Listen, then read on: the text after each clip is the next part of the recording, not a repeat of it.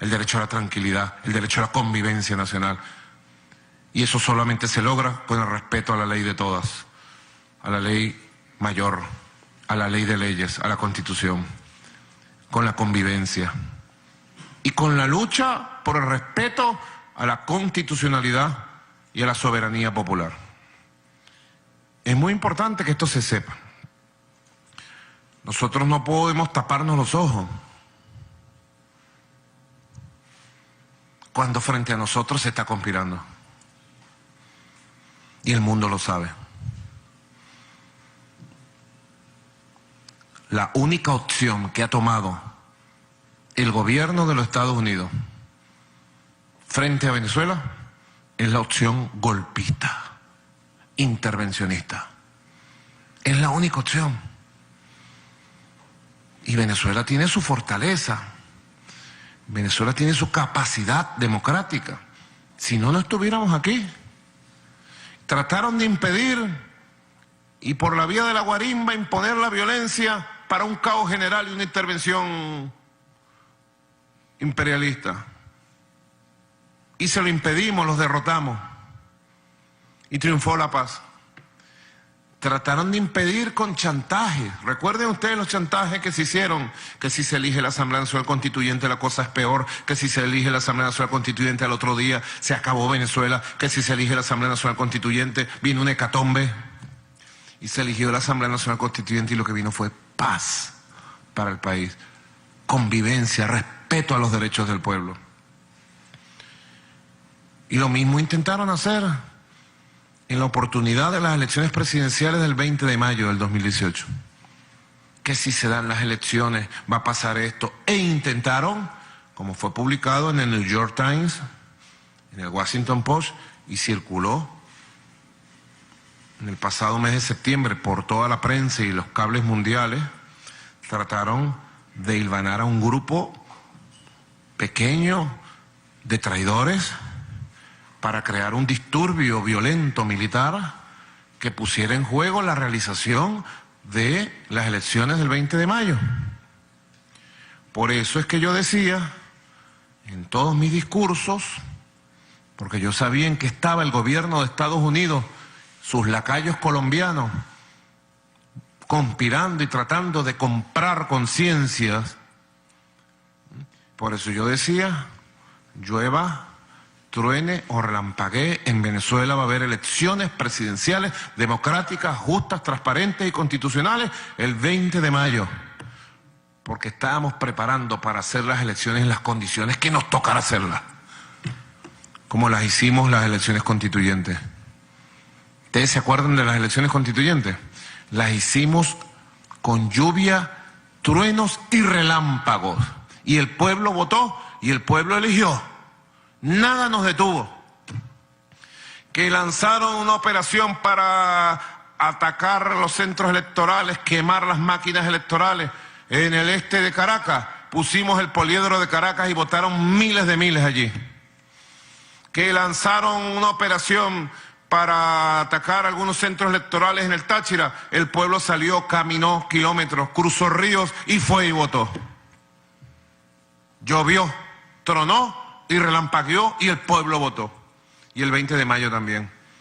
Afortunadamente, como lo describe el New York Times y el Washington Post, entre otros periódicos nada amigos de la Revolución Bolivariana, el gobierno de Estados Unidos promovió, captó, financió a un puñado de militares para que hiciera un disturbio militar e impidiera esas elecciones, pero no sabían, no nos conocen la voluntad nuestra para llevar a cabo esas elecciones con el pueblo, con la institucionalidad y cumplir con el mandato constitucional.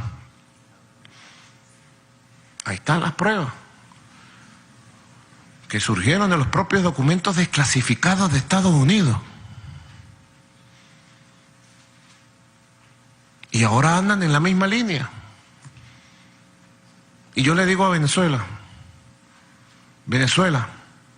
y le digo a ustedes, han querido convertir una juramentación constitucional, protocolar, formal, en una guerra mundial. Pero les digo, también en esta oportunidad, llueva, truene o relampaguee, vamos a volver a triunfar y en Venezuela va a volver a triunfar la paz, la tranquilidad, la constitucionalidad. Y vamos a salir airosos, y vamos a salir bien, y vamos a despejar el camino hacia adelante de Venezuela, hacia el futuro.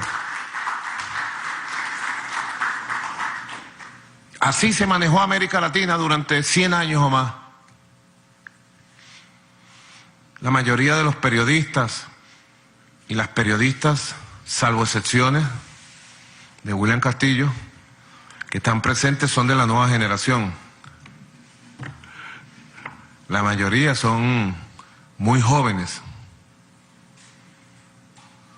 Yo lo conversaba en estos días con Cilia y con algunos compañeros y compañeras. La generación de nuestros padres y parte de nosotros vivimos el siglo XX y supimos lo que fue el siglo XX de golpes de Estado, de intervenciones militares gringas contra los pueblos. Y en América Latina y el Caribe se creó una conciencia gigantesca, muchachos, jóvenes, sobre lo que eran los golpes de Estado oligárquicos y el papel de los Estados Unidos para imponer dictaduras militares o falsas democracias aparentemente civiles que eran peor que las dictaduras militares. Venezuela fue víctima de eso desde 1908, cuando derrocaron a nuestro gran general Cipriano Castro, don Cipriano Castro, gran nacionalista, gran patriota, 1908. ¿Para qué? Para apoderarse del petróleo y convirtieron a Venezuela en una neocolonia petrolera. Todas las generaciones del siglo XX vieron cómo América Latina se repartió en pedazos y los Estados Unidos se convirtió en el imperio hegemónico, dominante de nuestra región. Y se creó una gran conciencia antidictatorial, antiimperialista, antiintervencionista en los pueblos de toda América Latina y el Caribe, de todos los pueblos. Con la llegada del siglo XXI hubo un surgimiento de un nuevo liderazgo en América Latina. Todo el nuevo liderazgo de América Latina, comandante Hugo Chávez, el presidente Lula, el presidente Kirchner, la presidenta Cristina, el presidente Tabaré, el presidente Pepa Mujica, el presidente Rafael Correa, el presidente Evo Morales, el presidente Fernando Lugo del Paraguay, el presidente Daniel Ortega, el presidente Sánchez Serén, todos los movimientos políticos, la Cuba revolucionaria de siempre, Raúl, y ahora Díaz-Canel, Fidel, toda América Latina y el Caribe. En el surgir del siglo XXI ya pudimos avanzar en la construcción de una nueva América Latina, basada en el respeto, en el diálogo, en la convivencia, en la unión. Y surgió la UNASUR, y surgió la Comunidad de Estados Latinoamericanos Caribeños, la CELAC. Y surgió esa hermandad profunda, hermosa, de compartir, que vimos entre el año 2000, 2001, 2003, 2013, 2014, 2015. Un verdadero movimiento de liberación y democratización de América Latina y el Caribe vivió a principios de este siglo XXI de manera intensa, profunda y hermosa nuestro continente latinoamericano y caribeño. Lo vivimos. Yo como canciller fui testigo, protagonista, junto a nuestro amado comandante Hugo Chávez, de estos hechos únicos, históricos, de nuestra gran patria latinoamericana y caribeña. Cuando se dio el golpe de Estado en Honduras, si mal no recuerdo, como dicen por ahí, el 28 de junio del año 2009, en pleno apogeo de la nueva era de liberación, de la nueva era democratizadora, de la nueva era unionista de América Latina y el Caribe, nadie pensó que el gobierno de Estados Unidos, presidido por Barack Obama, estuviera detrás del golpe de Estado. Aquí hay una periodista de Telesur, Madeleine, que conoce muy bien porque estuvo en Honduras cuando el golpe de Estado, vivió el golpe de Estado y después se estableció en Honduras durante meses. Cuando se dio la reunión de los países de América Latina y el Caribe en Managua y asistieron todos los presidentes, nadie sospechaba del gobierno de Estados Unidos. Fue después que surgió las evidencias, los documentos y una confesión, la de Hillary Clinton, que como secretaria de Estado en un libro escrito por ella sobre su vida, reconoció que ella personalmente preparó, dirigió y monitoreó el golpe de Estado contra el presidente de Honduras, Mel Zelaya.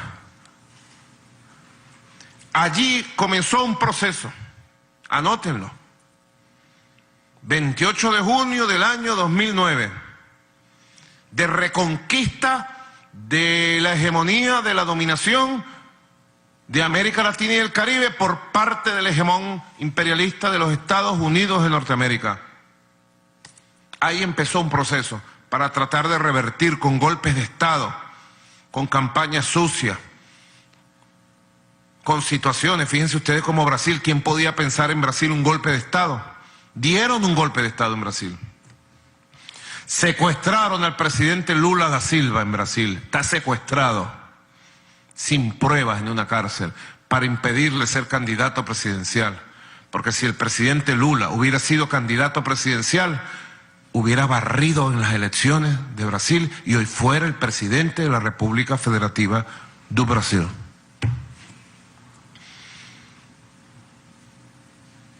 Es un proceso. Y siempre en este proceso, para tratar de revertir los logros de América Latina, ha habido un papel preponderante de esta visión imperialista, de esta visión monroísta de los Estados Unidos, que considera a América Latina y el Caribe su patrio trasero.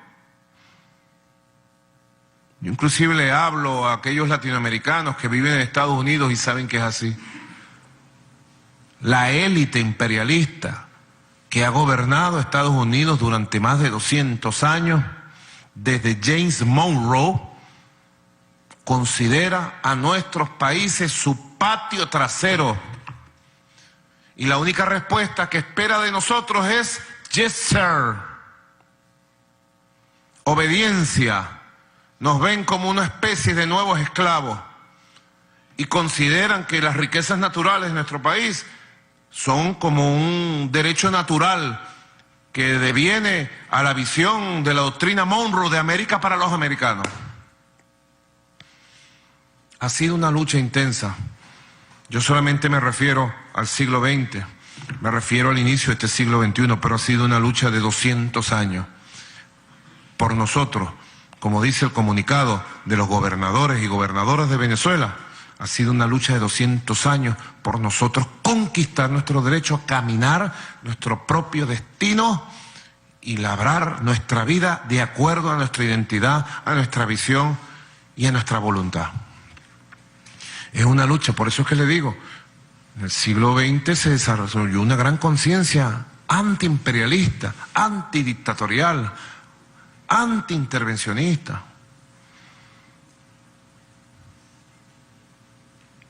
que yo creo, modestamente pues, pienso que esa conciencia no está tan viva hoy en América Latina y el Caribe, producto de que en este siglo XXI el imperio cuidó los pasos que dio contra nuestro pueblo, maquilló. En el pasado convocaban a la OEA, en un caso como Venezuela, que ellos quieren derrocar al gobierno, entrar, dar un golpe de Estado, imponer una junta de gobierno, imponer condiciones, poner un títere al frente de Venezuela, dominar y someter, reprimir al pueblo. Ya hubieran convocado a la OEA. Si fuera 1954, 64, 74, 84, 94, ya hubieran convocado a la OEA y hubieran decidido la intervención de Venezuela y hubieran decidido a través del TIAR una fuerza militar conjunta para entrar a Venezuela. No pueden hacerlo, no han podido, tienen que maquillar sus pasos y es por eso que todo lo manejan a través de una presión brutal, ilegal e inmoral como han hecho hasta ahora. Y su principal instrumento de intervención es el Cartel de Lima, que en esta oportunidad se comió la luz roja, como dicen, se comió la luz. El Cartel de Lima. Hoy se entregó a todos los gobiernos del Cartel de Lima esta nota de protesta diplomática donde le exigimos una rectificación de sus posiciones sobre Venezuela en 48 horas o el gobierno de Venezuela tomará las más urgentes y crudas medidas diplomáticas para la defensa de la integridad, la soberanía y la dignidad de nuestra Venezuela. 48 horas a los gobiernos del Cartel de Lima para que rectifiquen su política intervencionista y grosera. De manera especial, nosotros podemos tener una diatriba política con ellos. Ellos pueden opinar lo que les dé la gana sobre tal tema y nosotros les respondemos en una política de intervención que no tiene parangón, como les digo. Quieren opinar sobre qué institución es legítima en Venezuela. ¿Ustedes se imaginan que los gobiernos del mundo nos pusiéramos a opinar y a legitimar o deslegitimar instituciones, cada país contra cada país? Que yo dijera desde Venezuela, en Colombia no es legítima la Corte Suprema de Justicia, no es legítimo el señor Iván Duque, porque prometió un conjunto de cosas y las incumplió todas y engañó al pueblo de Colombia. Y no lo reconocemos. ¿Qué sería del derecho internacional? ¿Qué sería del derecho a la convivencia? ¿Qué sería del sistema de Naciones Unidas? ¿Qué sería de los avances de la cultura universal, de la diplomacia, de paz en el mundo? ¿Qué sería? ¿Se acabaría el mundo entonces? Entraríamos en una fase de caos, de intervencionismo, de guerras políticas que después darían paso a otro tipo de eventos, seguramente violentos. Es lo que nos preguntamos desde Venezuela. Ahora, nosotros enfrentamos toda esa diatriba, pero el Cartel de Lima, en el juego adelantado, abusivo del pasado 4 de enero, emitió una declaración que sencillamente rompe cualquier posibilidad de tolerancia y rompe los límites del aguante del gobierno bolivariano que representa la dignidad de un país entero. El gobierno de Venezuela ha alertado muy claramente a los gobiernos del Cartel de Lima que si no rectifican su posición sobre el mar jurisdiccional venezolano y su pretendida posición de entregarle ese mar vía declaración pública a la República Cooperativa de Guyana, nosotros tomaremos las medidas más crudas y enérgicas que pueda tomar en diplomacia, en defensa de los intereses nacionales, un gobierno. Hemos hablado claro, es inaceptable para nuestro país todo el contenido del comunicado del Cartel de Lima.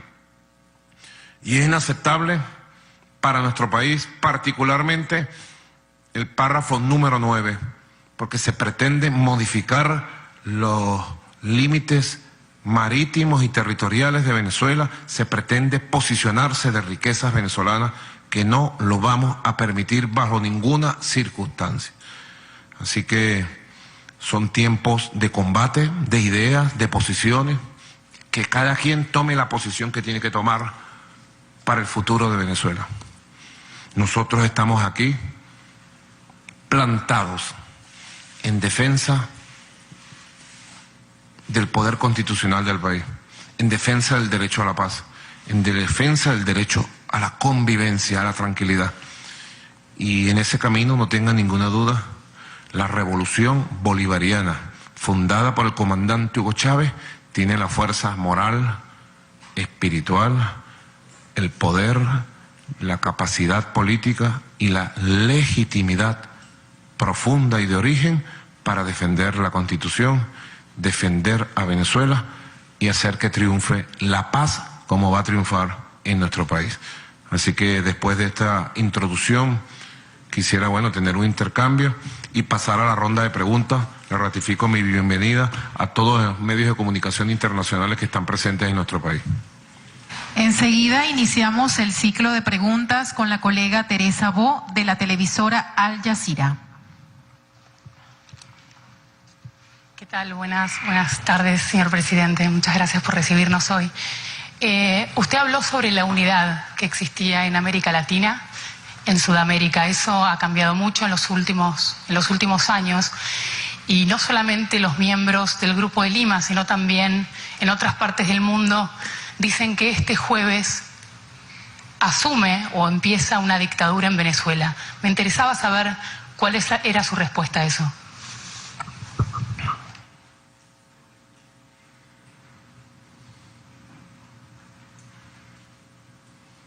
Bueno, en primer lugar, quienes reaccionan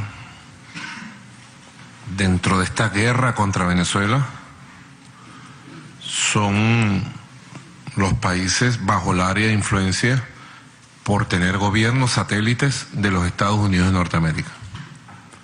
Eso está muy claro en América Latina. 12 gobiernos satélites que sus políticas responden a las oligarquías internas, gobiernos muy impopulares, gobiernos neoliberales, capitalistas que están destruyendo sus países y que han logrado la unión proimperialista. Si antes hubo una unión pro América Latina, pro independencia, pro cooperación, pro solidaridad, ahorita ellos han logrado unirse para el mal. Esto es pasajero. A esos pueblos, a esos gobiernos, sus pueblos le van a pasar la cuenta completica, más temprano que tarde. En Venezuela tenemos un dicho que yo no sé si tiene traducción en los idiomas de ustedes: quien se mete con Venezuela se seca. Y hemos visto cómo se seca uno por uno, todos ellos. Todos esos gobiernos se van a secar, porque son gobiernos que no responden a los intereses populares. Y son gobiernos que están traicionando el derecho internacional básico de convivencia. Y el que hace mal, le va mal. A ellos todos les va de mal. Lo mismo, lamentablemente, la Unión Europea, que se ha negado a dialogar con el gobierno venezolano, con la revolución bolivariana. Y se ha dejado imponer desde Washington la posición de la élite estadounidense contra la revolución bolivariana, cometiendo un gravísimo error. De resto, todos los gobiernos y pueblos del mundo respetan a Venezuela, las más importantes potencias de este mundo, porque tenemos un mundo pluripolar. Ya no es el mundo unipolar donde un solo hegemón daba una orden. El Imperio Británico daba la orden y el mundo cumplía. Amén. Siglo XIX. El Imperio Estadounidense daba una orden y el mundo cumplía. Siglo XX, ¿no? Tenemos un mundo pluripolar. Y Venezuela afortunadamente tiene, como se va a demostrar mañana y se va a demostrar a lo largo de este periodo 2019-2025, Venezuela tiene las mejores relaciones con pueblos de todo el mundo y gobiernos en América Latina, en el Caribe, en Asia, en África, en el mundo árabe, etcétera, etcétera. Así que Venezuela está sólida en su posición geopolítica del nuevo mundo que está surgiendo, y en su opción política, y en sus alianzas profundas. Creo, es más, hoy por hoy, que Venezuela tiene más apoyo internacional hoy, más decidido apoyo de los más importantes líderes del mundo de lo que teníamos hace unos años atrás. porque están decididos. Los grandes líderes de este mundo están conscientes de qué se le está haciendo a Venezuela. Y nos están dando todo el apoyo a todo nivel, lo que ustedes se pueden imaginar y lo que no se pueden imaginar también, no se lo imaginen. Todo el apoyo nos están dando del mundo. Porque el mundo sabe que en Venezuela se está dando una batalla por el futuro, por el derecho internacional, por el derecho de los pueblos. Y que si Venezuela fuera sometida, dominada, esclavizada otra vez, si Venezuela cayera en manos del imperio y las oligarquías, y aquí se pusiera un régimen de fuerza dictatorial, Venezuela y sus riquezas pasarían a manos de los que quieren controlar el mundo. Y vendrían por toda América Latina y el Caribe a establecer formas de dominación peores que las que vimos en el siglo XX. Peores. Ahora, eso es inviable. Eso podrá estar en la mente cochambrosa, alocada de los planificadores del imperio. Puede estar en la mente alocada de la derecha extrema intolerante que gobierna en Colombia, de la oligarquía colombiana, pero es totalmente inviable. América Latina tiene su camino. Y más temprano que tarde retomaremos la unión de todo nuestro continente para el bien, para el desarrollo, para la cooperación, para la integración bolivariana.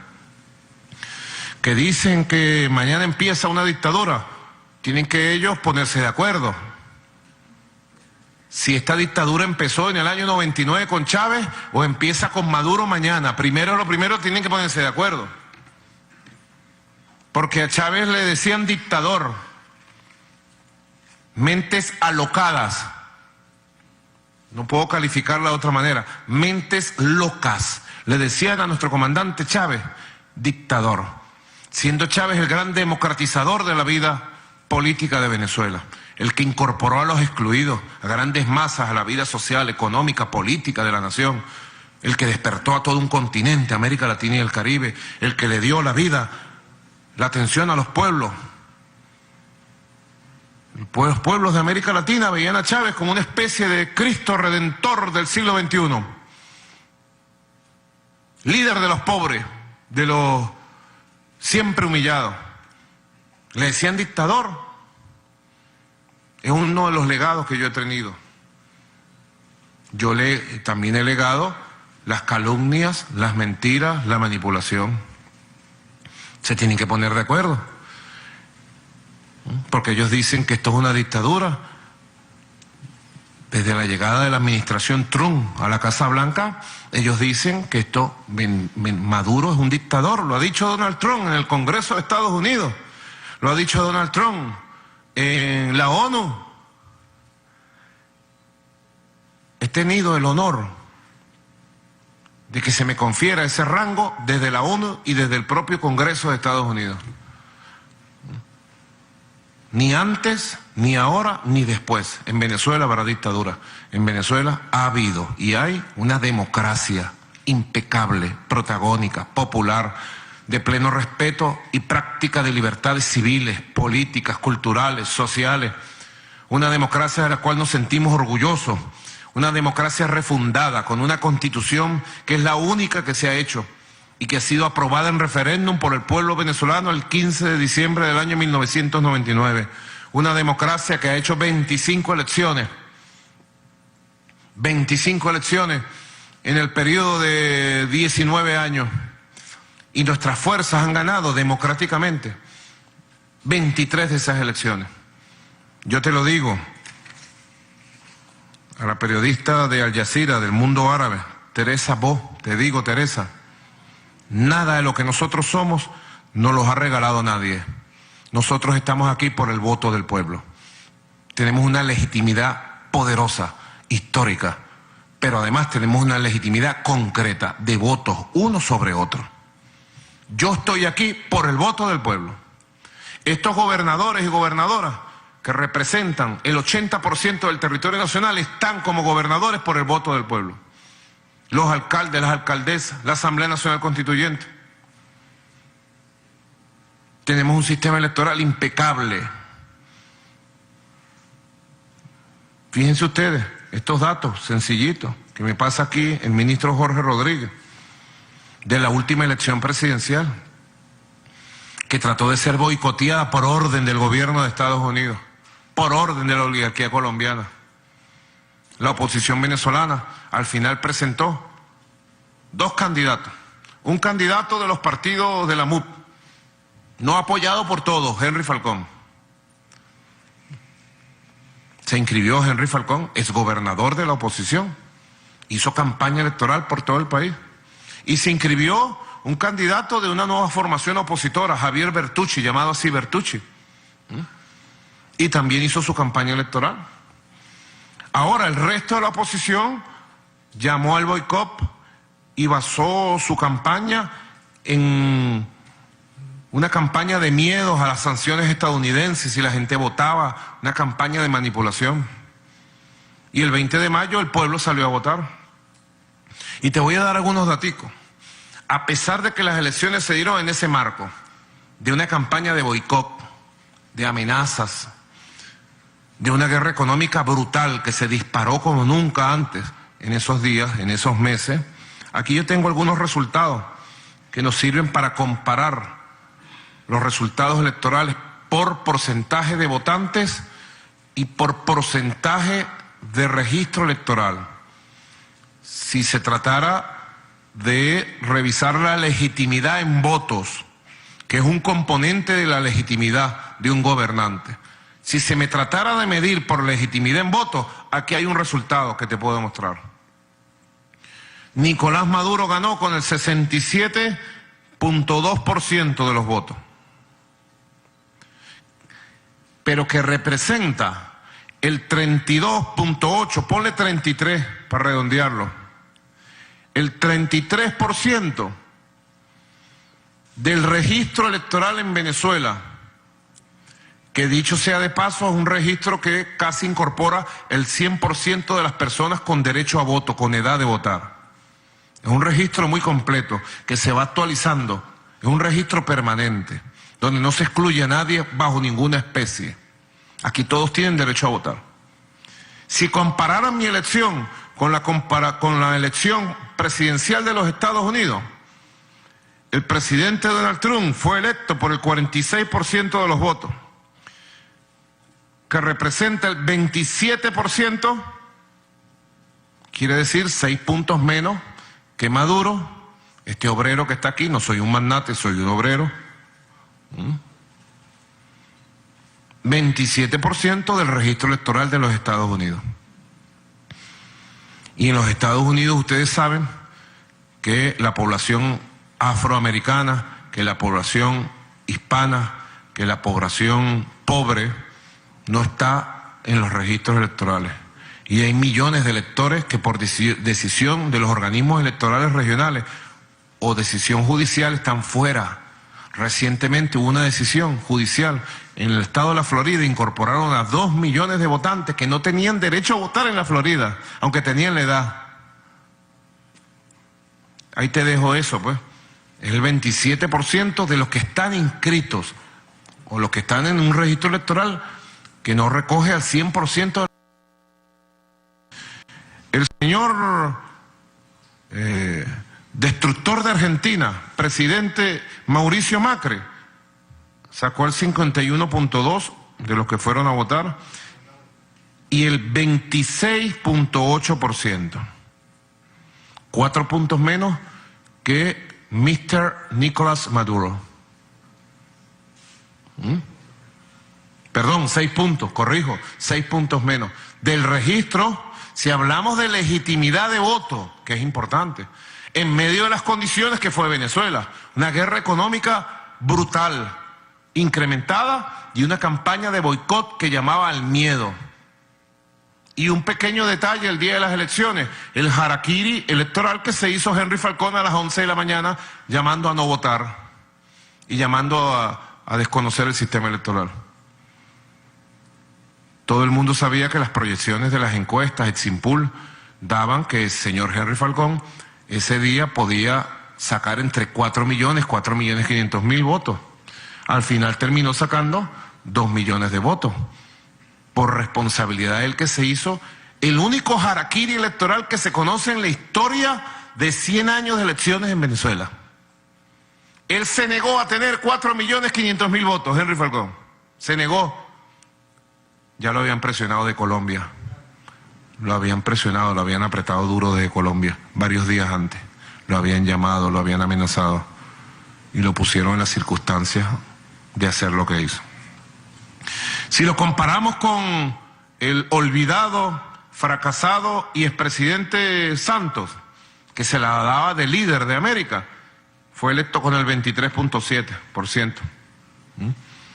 Y el pichón de Pinochet, Sebastián Piñera, en Chile, que se la da de un gran líder, fracasado también, y en su segundo periodo, peor que nunca, repudiado por el pueblo chileno.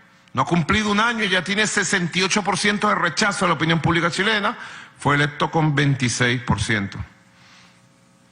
Quiere decir 9 puntos menos que este muchacho que está aquí de los barrios del Valle, que este obrero. Yo no soy un magnate como Sebastián Piñera, soy un obrero, conductor de autobús, estudioso de la realidad del país y que amo profundamente a mi país. Ahí estoy, ahí estamos pues. Si hablamos de números, Venezuela es una democracia pujante, Venezuela es una democracia con pueblo, Venezuela es una democracia impecable desde el punto de vista electoral. Y nadie tiene derecho ni moral en el mundo a cuestionar nuestra democracia, nuestro sistema electoral y el carácter impecable de 19 años de refundada nuestra democracia. 25 elecciones. Díganme ustedes qué país del mundo. ¿Dónde? Inclusive hicimos una elección para un referéndum para revocar el mandato del presidente Hugo Chávez en el año 2004.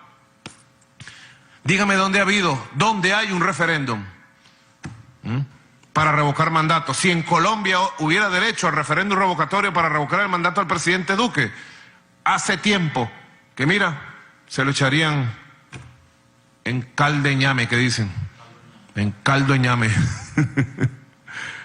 Así que Venezuela ha sido con el comandante Chávez, refundador de la democracia.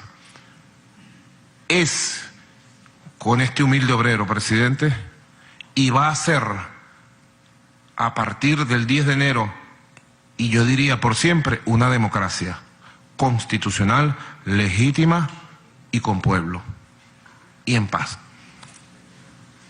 La segunda pregunta la formula Rachel Grieger, del diario The Washington Post. Muchas gracias, buenas tardes. Hablando un poco de lo que viene después del 10 de enero, usted ha hablado de un futuro próspero y sin inflación en 2019. Quería preguntarle qué medidas económicas se pueden esperar el año que viene para lograr eso. Y también quería preguntarle, usted en ocasiones anteriores ha dicho que está dispuesto a dialogar con el presidente Trump y con Estados Unidos. Ahorita dice que Estados Unidos está liderando un golpe de Estado en contra de su gobierno. ¿Todavía está dispuesto a dialogar con el gobierno de Estados Unidos? Y si es así, ¿qué le diría al presidente Trump? Gracias. Bueno, gracias a ti, Rachel. Bueno, sobre el programa de recuperación económica, crecimiento y prosperidad y las acciones de este año, voy a hablar ante la Asamblea Nacional Constituyente en la presentación de mi memoria y cuenta, que coincide el mismo día. Voy a presentar el Plan de la Patria 2019-2025 para que sea convertido en ley constitucional de la República, para el cumplimiento obligatorio para los próximos 6 años como manda la Constitución. Ante la Asamblea Constituyente, bueno, voy a hacer una evaluación y voy a actualizar un conjunto de medidas necesarias para vencer la hiperinflación inducida y la guerra económica y para estabilizar todos los procesos productivos y de abastecimiento de nuestro país, para seguir avanzando hacia un objetivo que tenemos que lograr este año: la estabilidad económica, el equilibrio económico, la tranquilidad y la felicidad económica de la familia venezolana, el acceso a bienes y servicios, la defensa del ingreso real, el fortalecimiento del petro como unidad de cuenta y como criptomoneda. Todo el camino económico va a ser el tema principal de mi comparecencia, a la cual estoy citado por la Asamblea Nacional Constituyente para los próximos días. Sobre el tema del diálogo, nosotros somos de una cultura de diálogo. Siempre hemos sido una cultura de diálogo. Porque nosotros, los pobres del mundo, los luchadores sociales, los que venimos del mundo sindical, del mundo de las luchas sociales, solo conocemos una palabra: el diálogo, el entendimiento, el acuerdo. Somos combatientes, claro que sí. Cuando hay que combatir, combatimos. Y como dice un amigo europeo, somos como vietnamitas, no nos rendimos nunca. Luchamos y luchamos y luchamos más allá de nuestras posibilidades físicas a veces. Somos indestructibles por eso. Pero somos gente de diálogo. Yo creo en la palabra, en el entendimiento. Y cuando dialogo con cualquier sector, nacional, internacional, dialogo siempre con las cartas sobre la mesa. Pongo las cartas sobre la mesa. Con amigos y no amigos. Yo he convocado más de 300 veces un diálogo nacional. Y lo hemos logrado, a veces por partes. En el campo nacional, yo te puedo decir, Rachel, la oposición tiene problemas, tiene grandes divisiones, no tiene un liderazgo compartido, no tiene una ruta clara para la lucha por el poder político y terminan sumándose y cumpliendo órdenes del extranjero. Pero así todo, yo le ratifico a la oposición venezolana mi deseo de diálogo político, con agenda abierta, sin condicionamiento, cara a cara, eso sí, con las cartas sobre la mesa, sin jugar sucio. Sin jugar sucio. Ojalá, no digo más, pero solamente digo ojalá se den las condiciones para establecer un diálogo político serio, de altura, con una agenda abierta a favor del país, por la paz del país, por la prosperidad del país. Ojalá. Y lo mismo digo con el gobierno de Estados Unidos, que ha asumido una política de cambio de régimen en Venezuela, de intervencionismo brutal contra el país. Y está cometiendo un grave error. Desestabilizar a Venezuela es desestabilizar a todo el continente. Aquí, apenas a 3 horas de Miami. Te agarra un avión y a 3 horas está aterrizando en el aeropuerto allá de Fort Lauderdale. Se llama así, ¿verdad? Fort Lauderdale. Agarra un avión y está en 4 horas en Nueva York, en el John F. Kennedy. En un momentico estamos, mira, nosotros estamos aquí, en la parte oriental de nuestro hemisferio, y ellos están en la parte occidental. Frente a frente estamos, Estados Unidos y América Latina. Venezuela está en el norte de Sudamérica. Estamos en un momentico en los Estados Unidos. Una importante comunidad de venezolanos y venezolanas viven en los Estados Unidos. Les envío un saludo desde aquí, todo mi afecto, respeto. Yo creo en el diálogo. Ojalá los Estados Unidos de Norteamérica abandonara sus políticas de complot, de conspiración y de agresión contra Venezuela. Y ojalá el presidente Donald Trump rectificara los errores cometidos por la administración Barack Obama contra Venezuela. E iniciáramos más temprano que tarde un diálogo respetuoso, de altura, con agenda abierta, para ir hacia unas relaciones de cooperación, de trabajo conjunto. Ojalá, es mi aspiración, ojalá. Eso sería un milagro, le pido a Dios, porque ese milagro se haga realidad. Yo trabajaré toda mi vida, más allá de las diferencias, más allá de las denuncias que estoy obligado a hacer, más allá de las conspiraciones, trabajaré toda mi vida por una relación de diálogo y respeto con el gobierno de los Estados Unidos de Norteamérica. Lo que pasa, Rachel, es que Cuando yo digo esto, en Estados Unidos, ahorita están en el Departamento de Estado, en el Pentágono, en el Comando Sur, en la Casa Blanca. ¡Ay, Maduro se rajó!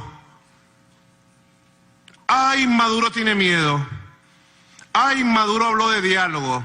Lo tenemos listo, ¡dale más todavía! La mentalidad imperialista. Pero no me importa la mentalidad de ustedes, señores imperialistas. Creo en el diálogo, creo en la paz, y más temprano que tarde vamos a triunfar nosotros, los que creemos en la democracia, en el diálogo y la paz. Los planes conspirativos serán derrotados por una vía o por la otra. Serán derrotados todos los complots y planes conspirativos, por la vía que nos toque derrotarla, por las buenas o por las malas. Y antes, durante o después, triunfará el diálogo. Te pongo un ejemplo, pues. Los Estados Unidos de Norteamérica, su élite, tiene una élite poderosa que gobierna ese país. Podrá haber un presidente cada 4 años, pero hay una élite estable que gobiernan desde el Pentágono. Es lo que llamó Eisenhower el complejo industrial militar norteamericano. Dijo Eisenhower, después de gobernar Estados Unidos, que había conocido la esencia del poder, era el complejo industrial militar norteamericano. Ahora pudiéramos decir el complejo industrial militar financiero y mediático de los Estados Unidos. Y los Estados Unidos se maneja con lobbies de poder a todo nivel que determinan su política. Ellos se fueron a una guerra, por ejemplo, con nuestra hermana Vietnam. Una guerra con miles de muertos, destrucción, odio. ¿Cuánto odio se alimentó contra Vietnam? Por el único deseo de Vietnam de unir a su país y que no se dividiera entre Vietnam del Sur y Vietnam del Norte. Por el único deseo de Ho Chi Minh de tener un país con dignidad, con independencia. Le tocó duro al Vietnam. Casi 20 años de una guerra infernal, destructiva. Vietnam, un pueblo noble, noble, muy noble, hermoso pueblo el de Vietnam, amigo nuestro. Y al final salieron huyendo y derrotados de Vietnam. Te estoy poniendo un solo ejemplo. Y luego de una guerra tan infernal, ustedes ven cómo son las relaciones de Vietnam y Estados Unidos hoy. No tengo que meterme en los asuntos internos de otros países, pero yo puedo calificar, son relaciones excelentes, extraordinarias, de amistad. Inclusive los antiguos soldados estadounidenses viajan a Vietnam a recordar el dolor de esa época. ¿Por qué? Y en Vietnam gobierna el Partido Comunista del Vietnam, nuestro amigo el PCB. En Vietnam hay un régimen revolucionario, socialista. Y tuvieron una guerra. ¿Ah? Y hoy tienen las mejores relaciones de cooperación, de diálogo. Así que nada es imposible. Yo digo que cese el intervencionismo, que cese la guerra económica contra Venezuela, que cese el extremismo desde Estados Unidos contra Venezuela y le abramos las puertas a un diálogo fructífero entre iguales y a recomponer las relaciones que hay entre nuestros dos países. Yo creo en unas relaciones fructíferas y de futuro entre Estados Unidos y Venezuela. Ojalá el presidente Trump se le abra el corazón para cambiar la errática política que heredó de Barack Obama. Ojalá. La tercera pregunta la formula la colega Magda Gibelli de la agencia Sputnik Novosti. Buenas tardes, presidente. En primer lugar, quisiera conocer su opinión respecto a la decisión de Perú de prohibir su ingreso a ese país, al igual prohibir el ingreso de su gabinete e incluso de sus familiares. Además, ¿qué respuesta podría dar Venezuela a esta postura de Perú? Porque usted había comentado a la Cancillería que Venezuela daría respuestas similares a las acciones que tomaran los países del Grupo de Lima. Además, ¿qué efectos podría tener para Venezuela que el resto de los países que integran este grupo tomen medidas similares, no solamente en cuanto a migración, sino en cuanto a acuerdos económicos, como ya ellos han adelantado? ¿Qué podrían hacer? Lo han advertido. Bueno, Magda, puras mujeres, ¿no? Me parece que la decisión del gobierno de Perú es una ridiculez. Es una estupidez. Creo que se le mete en la cabeza la prepotencia, la arrogancia, el racismo, el desprecio antibolivariano que ha tenido la oligarquía peruana toda la vida contra Venezuela. No tiene ningún efecto, es una estupidez. Ellos son un gran poder, un imperio, el virreinato del Perú, y prohíbe la entrada en su país de tales personas. Es una mentalidad imperialista. Venezuela no está para hacer muros, y América Latina no está para prohibir la entrada de nadie ni hacer muros, está para dialogar, para que podamos circular libremente por nuestros países, para que podamos compartir, para que podamos entendernos en las diferencias que tenemos. Si el presidente del Perú, que no me sé el nombre del presidente del Perú, no sé cómo se llama. ¿Cómo? Vizcaya. Vizcurra. No sé cómo se llama, ni cómo llegó a ser presidente del Perú, no lo conozco. Me ha enviado mensajes con alguna gente que respeta a Venezuela, pero bueno, él heredó unas cadenas.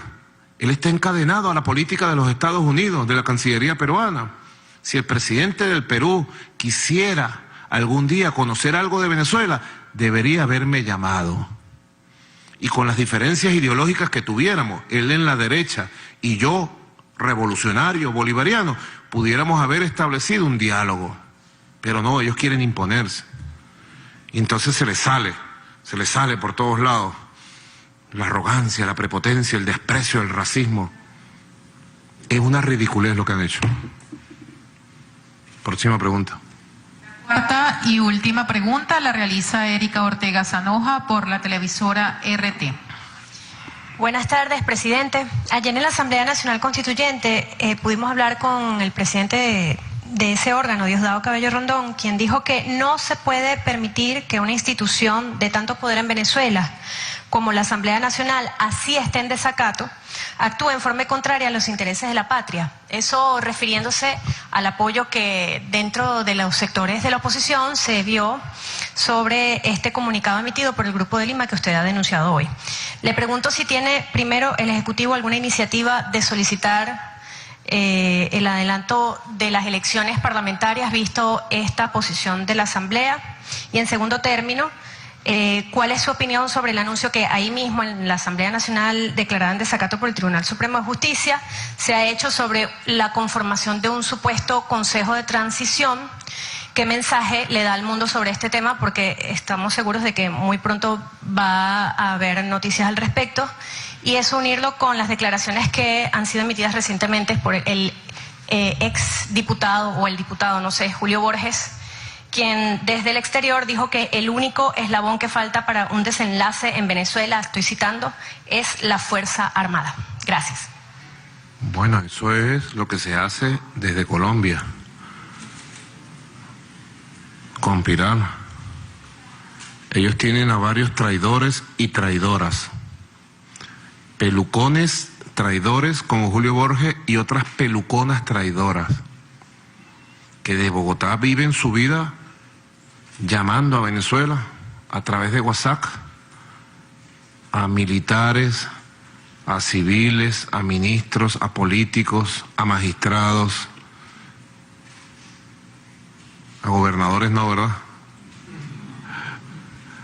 Y todos pasan la novedad y los llaman para decirle: ya basta del régimen de Maduro, hay que acabar con el régimen de Maduro, álzate contra el régimen de Maduro.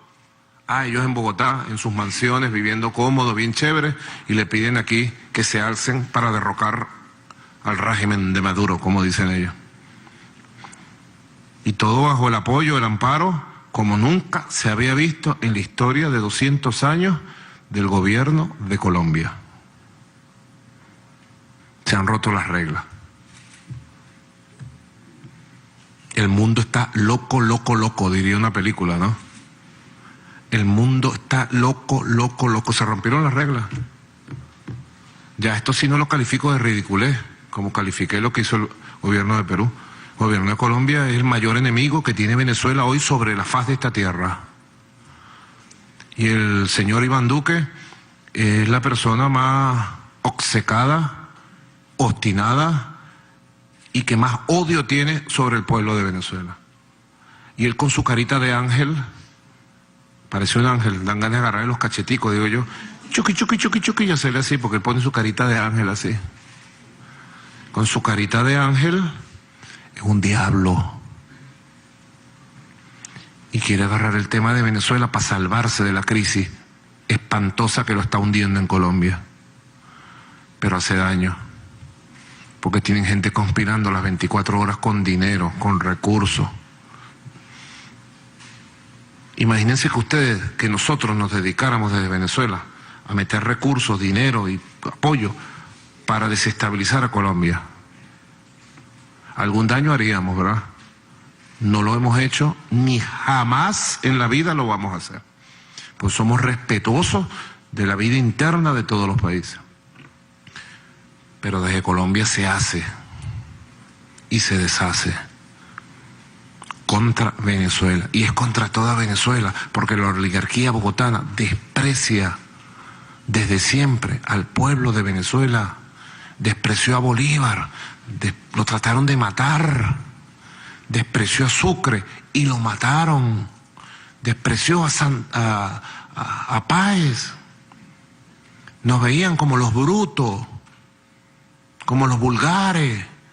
Pero estos brutos que están aquí, fuimos con los ejércitos, cruzamos el páramo y los liberamos en Boyacá hace 200 años. Le dimos la libertad y el nombre a Colombia, porque la libertad y el nombre de Colombia lo llevaron estos brutos que están aquí. Nosotros, los herederos de los brutos de hace 200 años. Nos desprecian. Nos desprecian desde siempre. Esa oligarquía no quiere a nadie. Julio Borges, pelucón traidor, golpista, que vive en una rola de mansión allá. No sé de dónde saca tanto dinero. Él cree que a él lo quieren. Ni a Julio Borges, ni a la pelucona, ni a los traidores, ninguno lo quieren. Los utilizan. Los utilizan y cuando dan la espalda dicen, este bobo, que haga lo que le ordenamos hacer, este bobo. Así nos tratan y así los tratan a ellos. Los desprecian más aún. A nosotros nos pueden despreciar, pero nos tienen que respetar. Porque si nos buscan, nos encuentran. Porque nosotros no nos doblegamos. Yo no me doblego frente a la oligarquía colombiana. No me he doblegado ni doblegaré nunca frente a esa oligarquía antibolivariana. Nunca. Ellos lo saben. Fíjate el contrasentido de la historia y de la vida. Ellos ¿cómo se llama? Una de las veces que me destituyeron, el año pasado, el año antepasado. Uno de estos años me destituyeron ellos, entre comillas. Porque supuestamente yo era colombiano, ¿te acuerdas? De colombiano, sucio, vete de aquí, me decían. Y resulta que ellos cayeron en las manos de la oligarquía colombiana, que es la cosa más inmunda que hay en el continente. En las manos, qué tristeza, qué vergüenza. Yo siempre alerto a nuestro país, a nuestro pueblo, a nuestra Fuerza Armada Nacional Bolivariana, a todos los venezolanos. Alerta ante las conspiraciones de la oligarquía colombiana. El atentado que me hicieron a mí el 4 de agosto lo hizo el grupo entrenado en Colombia, identificado. Le hemos solicitado al gobierno de Colombia la captura y la entrega en extradición de los asesinos identificados que prepararon el atentado contra mí desde Colombia. Silencio, los protegen. Son capaces de todo, ¿vale? No tienen ética, no tienen límites morales. A eso estamos enfrentados nosotros. Ahora,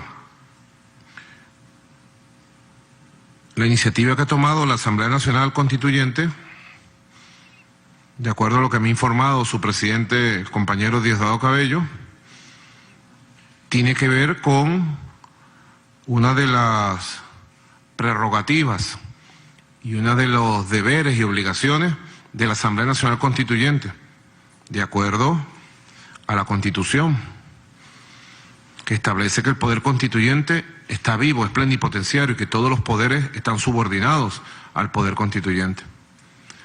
Con la activación de la Asamblea Nacional Constituyente entramos en un momento constituyente. Y esta Asamblea Constituyente tiene características diferentes a la del año 99. Fue convocada para la paz, para la estabilidad. Es el mandato principal de su convocatoria.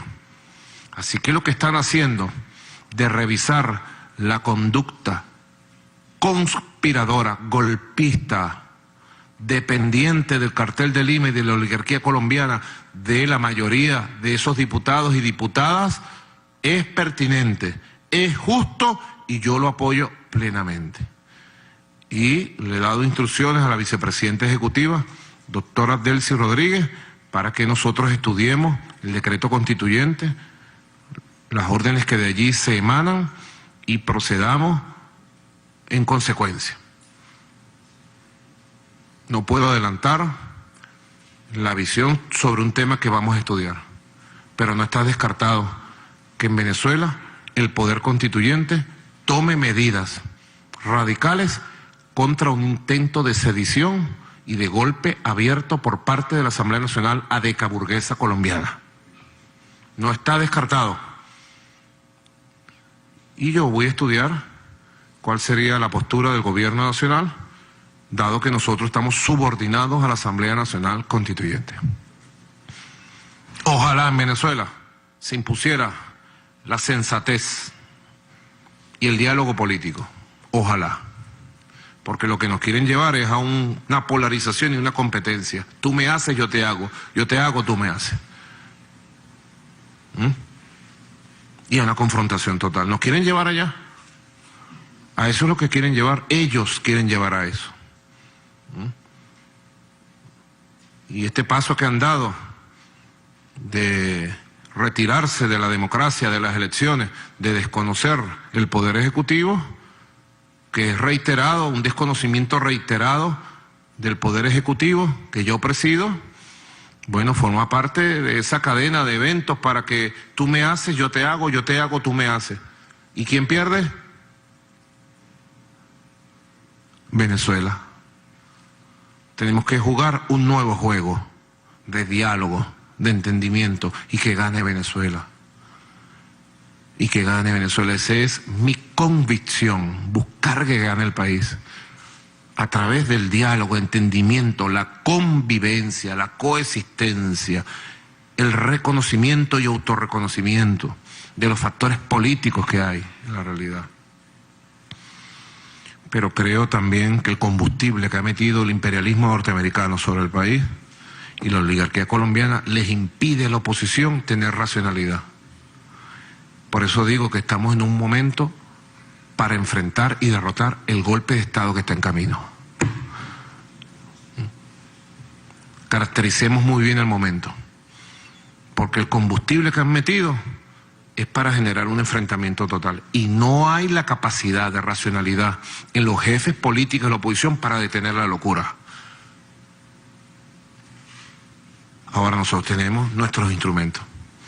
El país tiene sus instrumentos. Y el instrumento principal es la Asamblea Nacional Constituyente. Si la Asamblea Nacional Constituyente, para enfrentar el golpe de Estado, la sedición y la ilegalidad de la Asamblea Nacional adecaburguesa colombiana, decidiera en algún momento adelantar las elecciones del Parlamento, amén. Iríamos todos a elecciones. Ojalá no sea necesario y esperemos el año 2020, que es el año de renovación del Poder Legislativo. Ojalá, inshallah. Pero mientras tanto, estemos pendientes de los acontecimientos en pleno desarrollo, como diría Walter Martínez. Estemos pendientes de los acontecimientos en pleno desarrollo y tengamos fe en que vamos a triunfar. Es muy importante en todo esto. La Asamblea Nacional Constituyente, además, ayer, en su resolución, dio una orden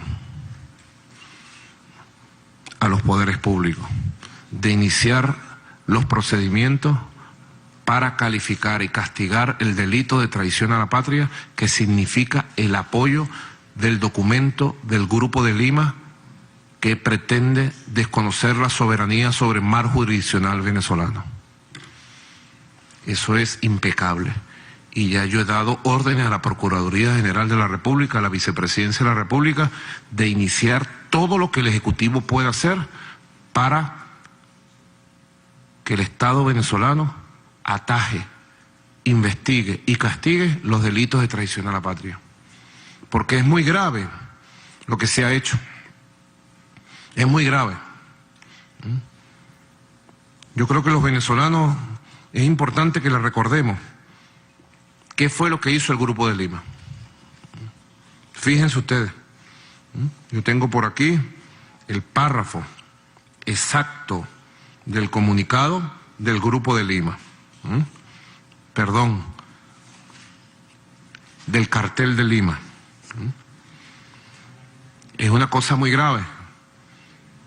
A los que somos venezolanos, venezolanas aquí, estamos presentes y me escuchan o me ven, y a los pueblos del mundo y amigos del mundo que nos ven, es muy grave que un grupo de gobiernos establezca sobre bases falsas y violatorias del derecho internacional y el derecho de convivencia los límites de un país y nos roben o pretendan robarnos en una declaración parte del mar jurisdiccional, del mar que le pertenece a Venezuela.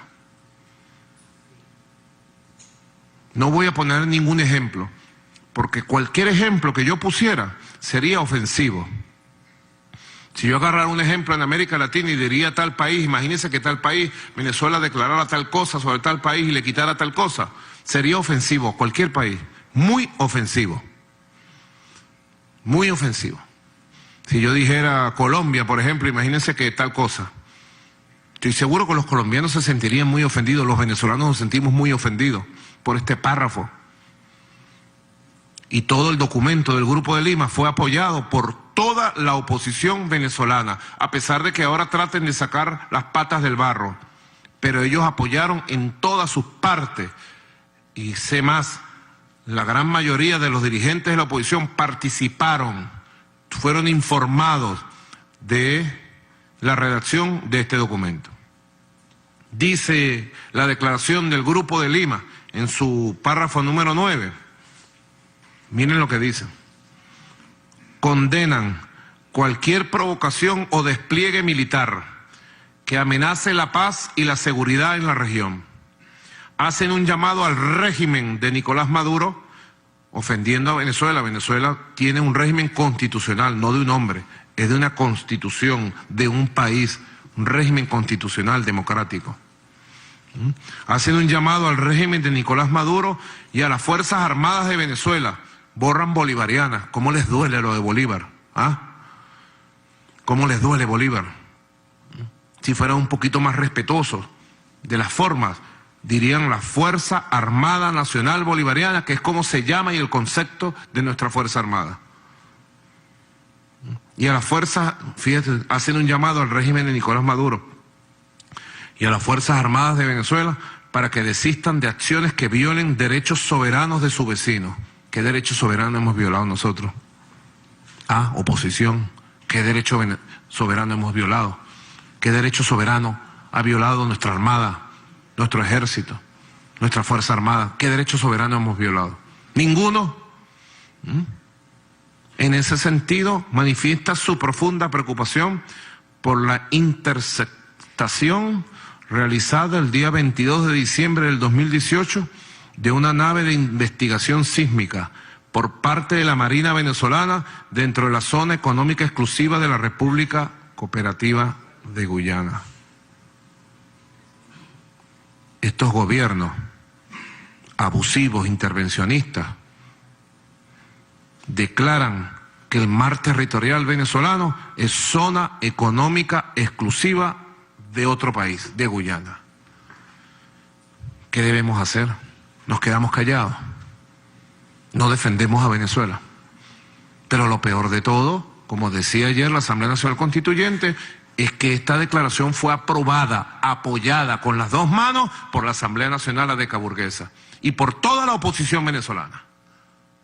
Es lo que yo he dicho. Aquí se les sale la desesperación. Imagínense ustedes que ellos puedan imponer un gobierno en Venezuela, dirigido como títeres desde Washington o desde Colombia. Vendrían por las riquezas venezolanas, vendrían por los recursos de nuestro país, vendrían por el Esequibo, vendrían a quitarnos la tierra otra vez, como fue en todo el siglo XIX, de una Venezuela débil. Vinieron a desgajarnos, a robarnos por el sur, por el oeste, por aquí, por allá.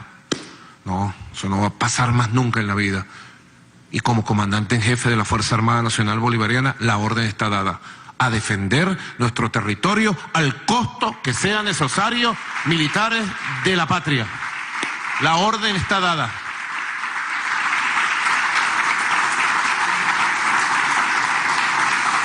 Miren ustedes, es importante a los periodistas, sobre todo, que cubren fuentes internacionales. Estos son los límites de Venezuela al oriente. Este es el estado Sucre. Aquí tenemos los límites bien definidos con Trinidad y Tobago, con los cuales tenemos extraordinarias relaciones de diálogo permanente. De hecho, hemos realizado acuerdos para compartir lo que son los bloques de gas que son contiguos y pertenecen a los dos países, ¿no? Es un acuerdo único que se ha establecido sin necesidad de un conflicto. Explotamos los yacimientos conjuntamente. Y después por aquí viene el Orinoco y viene el delta del Orinoco. Los barcos que colocó la ExxonMobil por orden del gobierno de Guyana estaban en mar jurisdiccional al frente de la salida del Orinoco.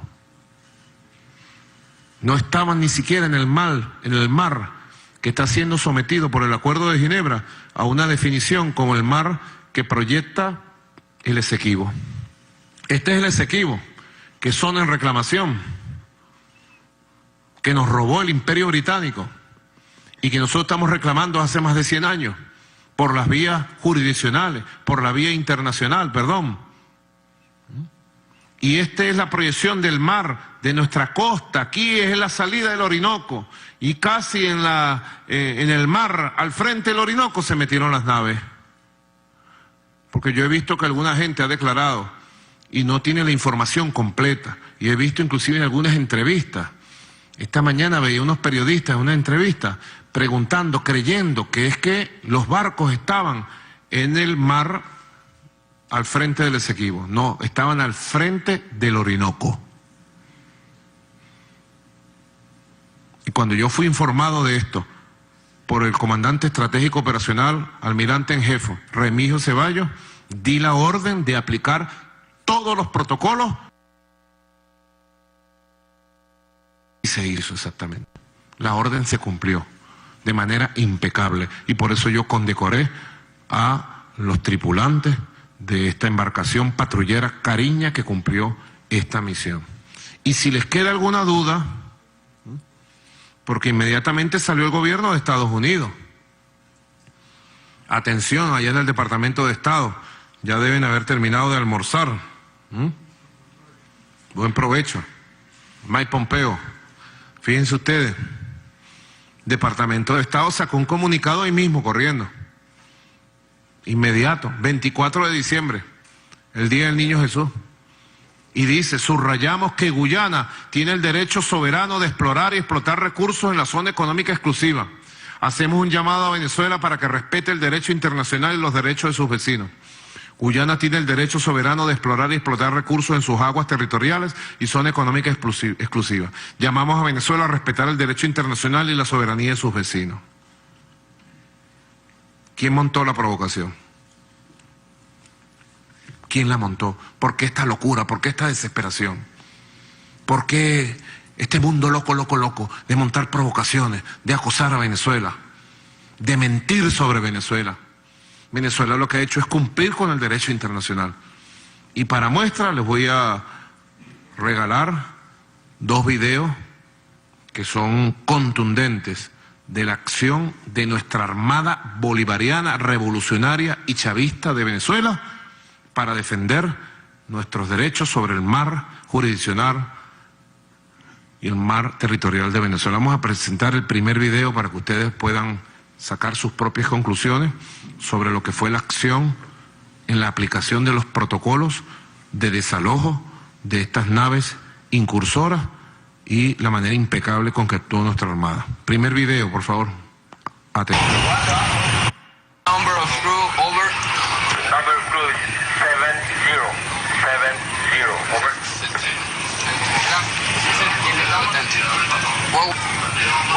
What will your next port, sir? Over. Our plant and export is Georgetown. Over. Georgetown, Guyana. Over.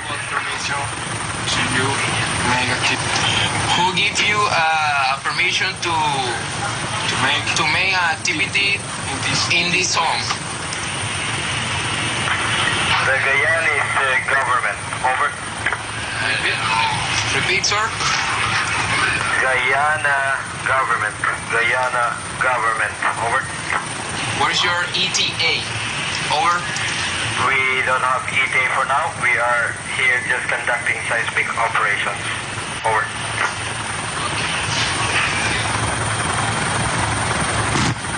En este primer video es muy claro en la conversación entre el comandante de la patrullera Cariña, Hernández H, y el capitán de una de las naves de exploración petrolera.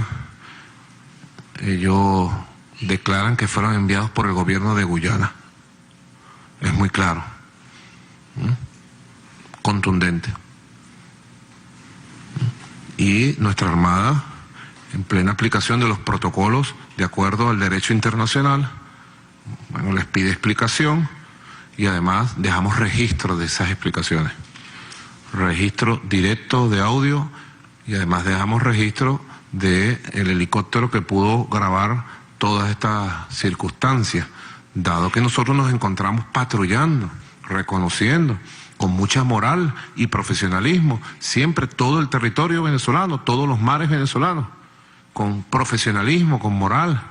Mientras esta oposición apátrida se va a Miami, a Washington a recibir órdenes, a Bogotá, nuestros militares están 24 horas del día, de los 365 días del año, cumpliendo sus funciones de proteger nuestro país. Ahí hay una demostración. Este video es contundente de lo que el capitán de la nave incursora declara. Vamos a ver este segundo video, muy atentos de este segundo video, muy importante el reconocimiento que hace, de acuerdo a la ubicación del mar en que se encontraba esta nave, el reconocimiento que hace que es territorio venezolano incontrovertido, como dicen los abogados.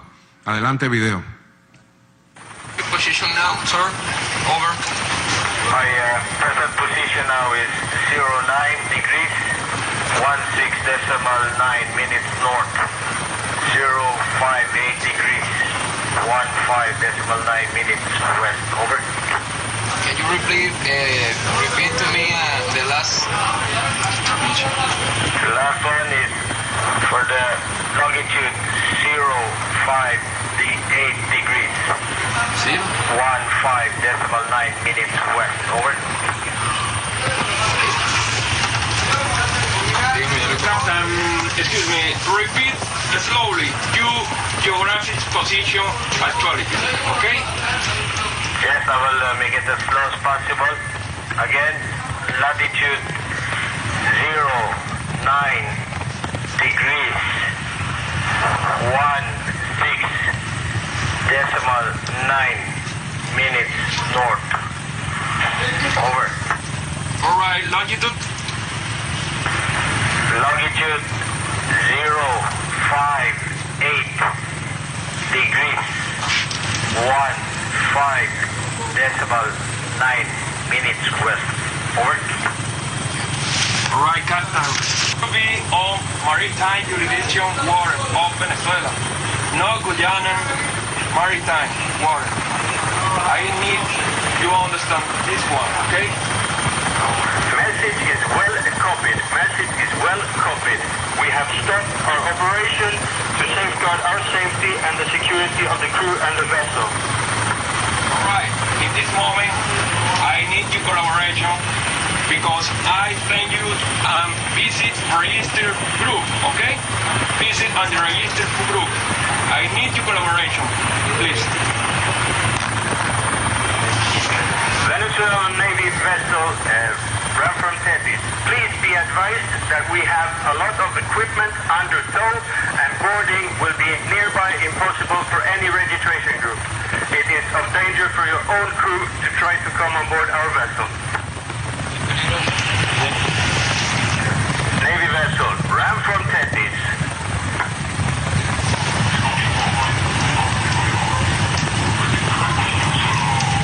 Navy vessel ran from Tetis. Please be advised we are starting to alter course to port to exit Venezuelan, what you define as Venezuelan territory. Okay, run for Tetis. Stand by 16, stand by.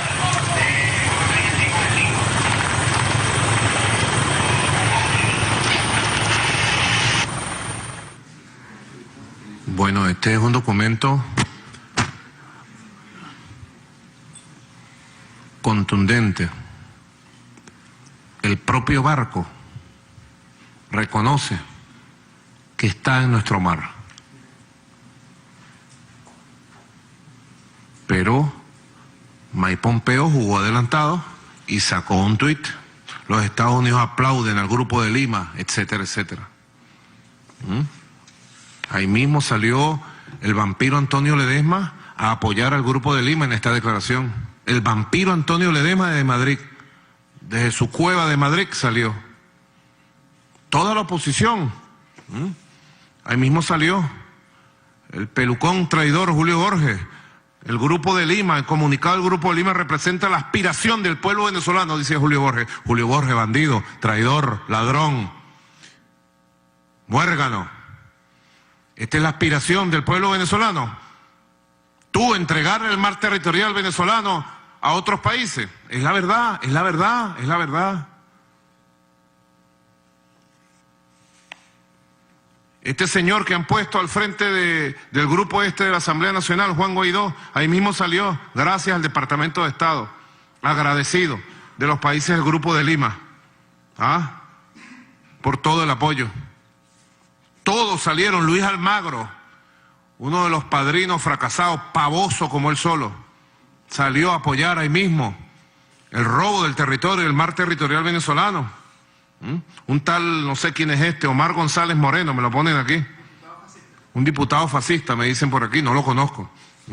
Aquí está la famosa, la reina, la presidenta María Corina Machado. Mi reconocimiento y agradecimiento a los países del Grupo de Lima por una declaración inequívoca ante la legitimidad de la tiranía. Inequívoca, inequívoca. Y entregamos el mar territorial. Presidenta María Corina, reina de los fracasadas y de los fracasados. Ahí está, quedaron desnudos frente al país, frente al mundo. Iván Duque también, Iván Duque, desde Colombia.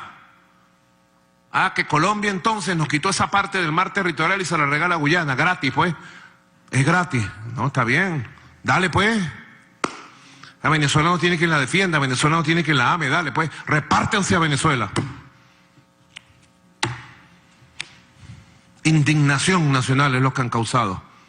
Y yo llamo a la máxima unión de todo el país, a la máxima unión cívico-militar para defender de estas agresiones la soberanía sagrada del territorio venezolano, defender nuestra patria con la verdad, con la fuerza.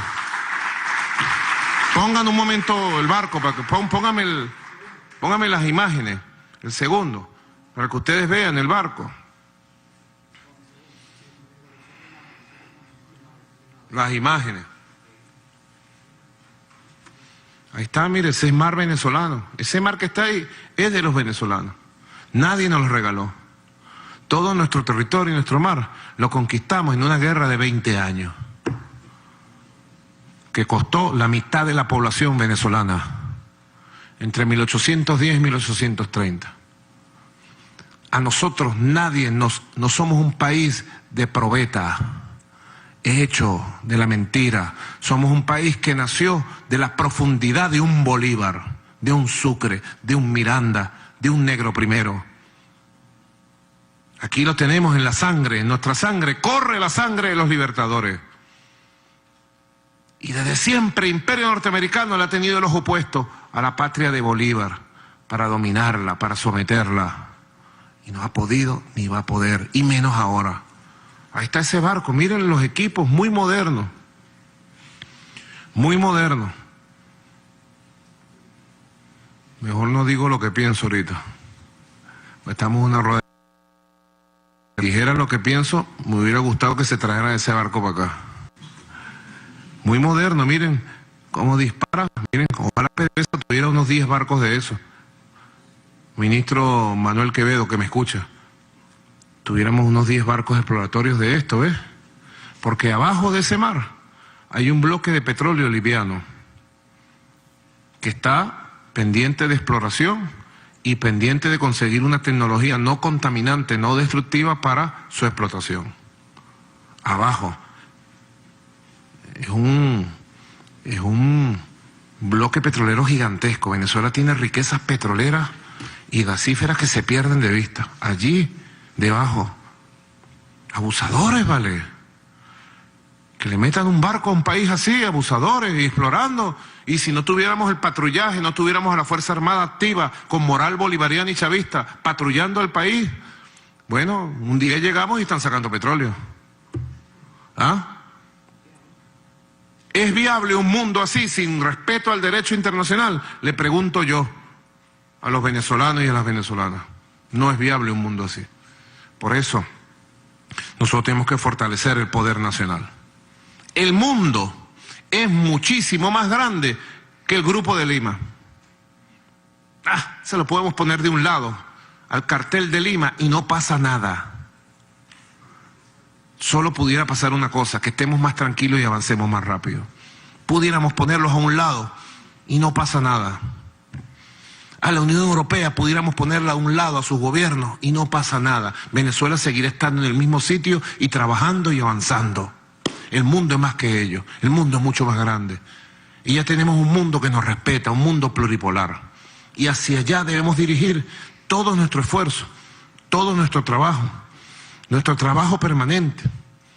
Yo, de antemano, para finalizar esta rueda de prensa que se ha hecho un poco extensa, por necesidad de responder y compartir todos estos criterios, yo de antemano le agradezco desde mi corazón a todos los venezolanos y venezolanas que mañana 10 de enero nos van a acompañar en la toma del juramento constitucional para el nuevo periodo 2019-2025. Venezuela ha cumplido con su constitución. Hemos cumplido y tenemos una democracia fuerte. Lo que nos toca es echar para adelante, seguir trabajando.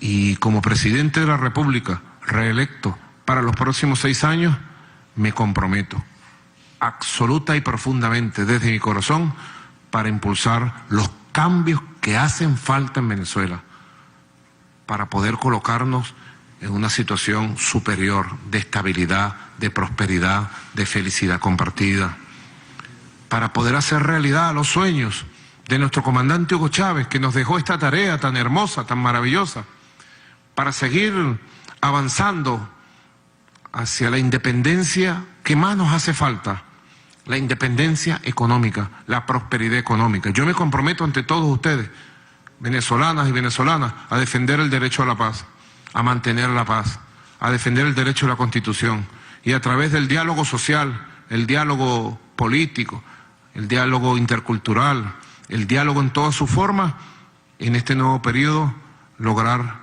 importantes consensos con todos los sectores empresariales, con todos los sectores gremiales de trabajadores, trabajadoras, con todos los sectores sociales, culturales, y con todos los sectores políticos para que nuestra Venezuela, que nos pertenece a todos y a todas, continúe su rumbo este siglo XXI. Ese es nuestro destino, un rumbo maravilloso del siglo XXI. Toda esta historia que estamos viviendo, lo que ha hecho es hacernos más fuertes, darnos más conciencia, hacernos más sensibles de que la patria hay que defenderla. Tenemos patria, como dijo el comandante Chávez. Si la tenemos, hay que cuidarla, hay que defenderla y hacerla grande cada día que pase. Muchas gracias, buenas tardes a toda Venezuela y nos vemos mañana en el juramento constitucional que voy a hacer ante el país. Gracias, muchas gracias a los periodistas. Gracias. Culmina la conferencia de prensa internacional del jefe de Estado venezolano Nicolás Maduro Moros desde el Salón Ayacucho del Palacio de Miraflores. Por su asistencia y atención, muchísimas gracias. Muy buenas tardes. Bien importante lo que se daba ahora mismo, el desarrollo de esta rueda de prensa internacional del jefe de Estado venezolano Nicolás Maduro Moros en el preludio de lo que va a ser su juramentación el día de mañana, cumpliendo el artículo 231 de la Carta Magna y el mandato del pueblo. El pasado 20 de mayo, y él mostraba una gráfica de una lección de democracia al mundo entero con una enorme participación.